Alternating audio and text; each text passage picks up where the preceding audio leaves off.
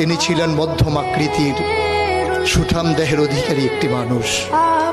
তার চুলগুলো ছিল ঘাড় পর্যন্ত প্রলম্বিত, হালকা হালকা কোকড়ানো। তিনি যখন চুলের ভিতরে তৈল দিয়ে আছড়াতেন মনে হতো মৃদুমন্দ ঢেউ দেখা যায়।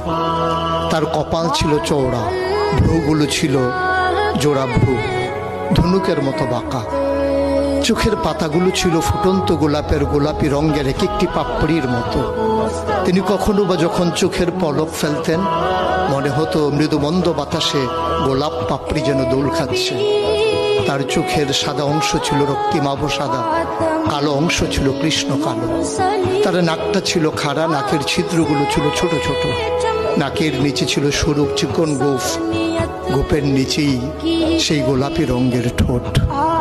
তার ঠোঁটগুলো যখনো কখনো বা মুচকে হাসত, গোটা পৃথিবীর মানুষ অবাক বিস্ময়ে দেখত। গোটা